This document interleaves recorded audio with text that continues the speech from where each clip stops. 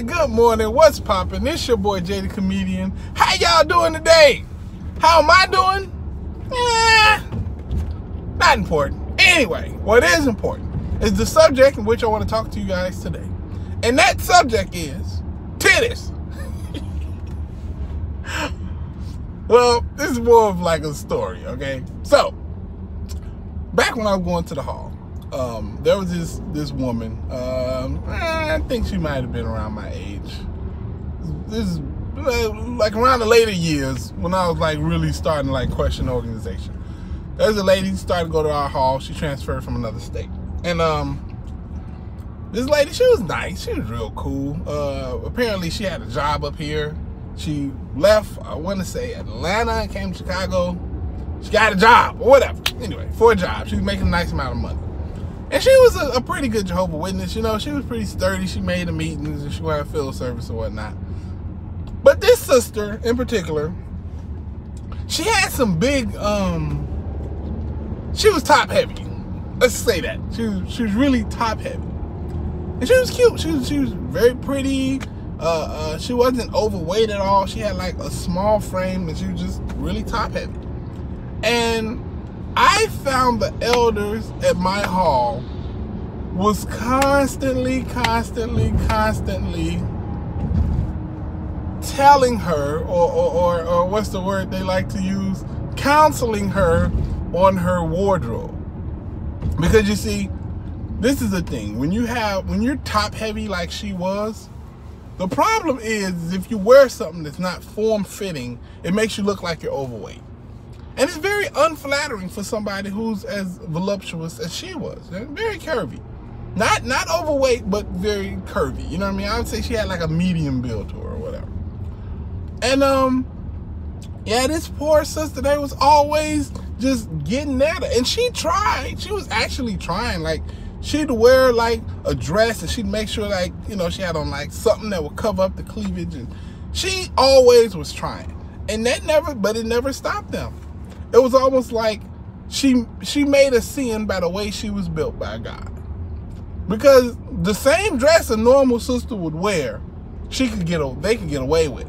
But the fact that she was so top heavy, the elders had a problem with it. But here is where the hypocrisy comes in.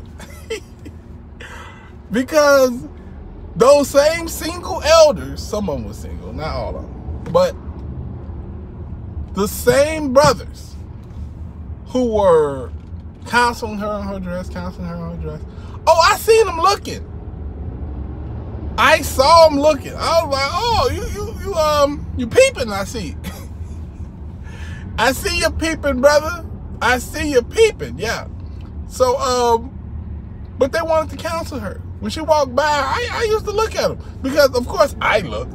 But I also would just scour the room to see who else was looking. That's one of the things I did at the Kingdom Hall. Because every now and then, if you've been to the Kingdom Hall, you know from time to time, there'll be some sisters or some people who you don't know who don't regularly come to the hall, and they don't live by the JW life, so they dress how they dress when they come to the hall.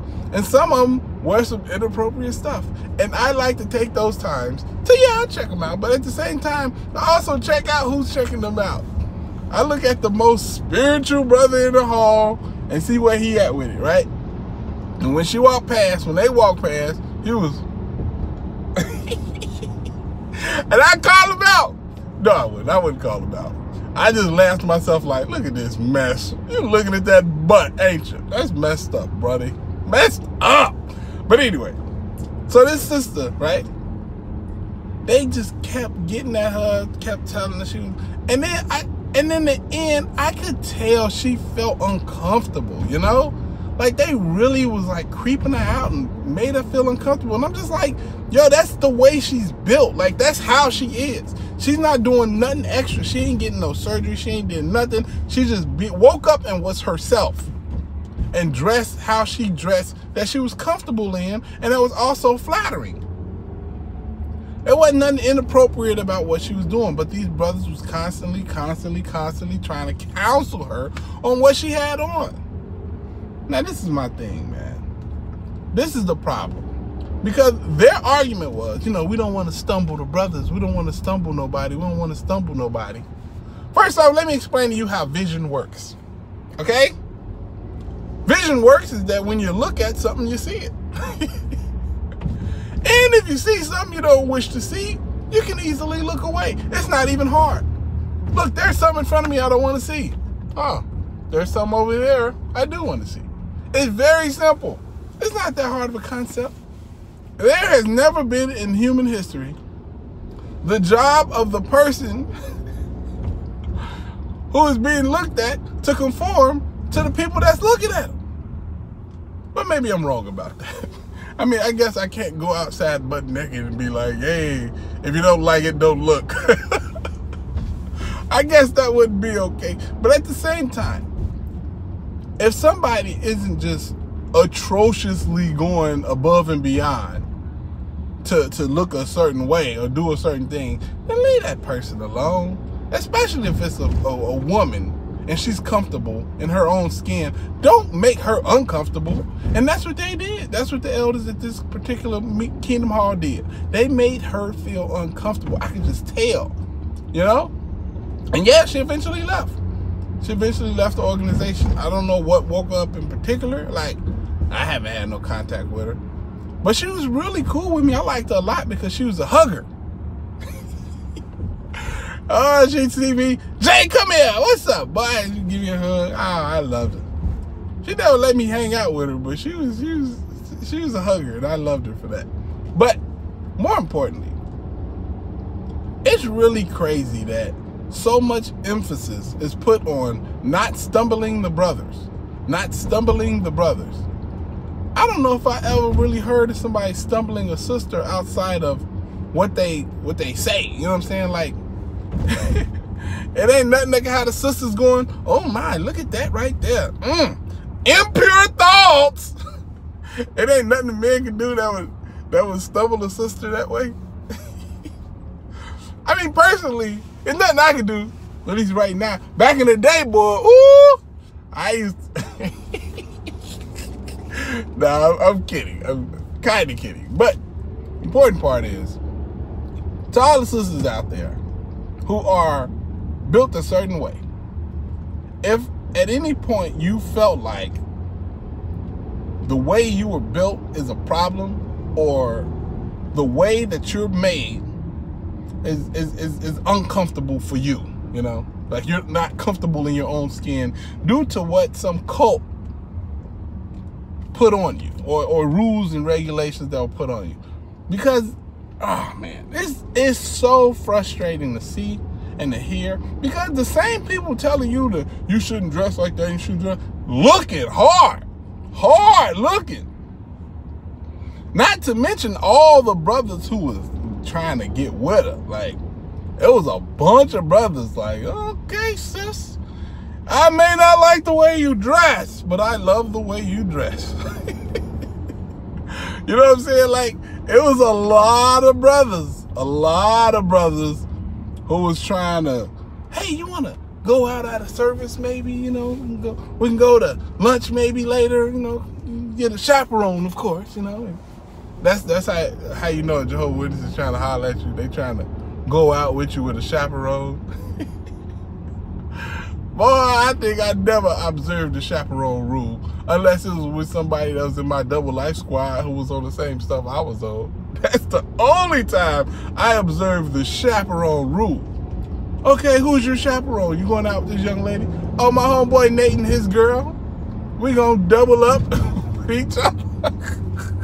I'm gonna chaperone him, he gonna chaperone me. That meant I'm taking my car, you take your car, bro. We'll meet up in the middle at some point, and you know what I'm saying? That's what it is. And that's what it was, man. But I really dislike how they would treat the sisters as far as their dress and grooming, you know? Because there are sisters who are just built differently, you know what I'm saying? Who are built in a way to whereas it's very hard to cover up the way they are, you know? Like, okay, I guess you could not maybe wear super duper short skirts, but the woman that I was referring to early, she observed that. She wasn't out here just dressing crazy. It was just, she could not look comfortable unless she wore like, that was kind of form-fitting, you know? Because if she wore anything else, she just looked big. And I could tell she was uncomfortable, and I don't know, man. I always wanted to speak about it. I never got to speak to her in particular, but I could tell, you know? Like, you don't have to speak to somebody all the time and just notice that they're uncomfortable with a situation, you know? Anyway, that's all I want to talk to y'all about. That story, it just popped up in my mind because I was talking to somebody else, and they were telling me about how uncomfortable the brothers at the Kingdom Hall made them, you know? Because even though, like, that was the last thing on their mind, the fact that other men or just men who weren't their spouse or somebody else were coming up to them telling them that their dress was inappropriate, you know, it was a cause for concern. And it was irritating and gross and all that good stuff. So anyway, that's all I gotta say today. I hope y'all are having a great day. I am.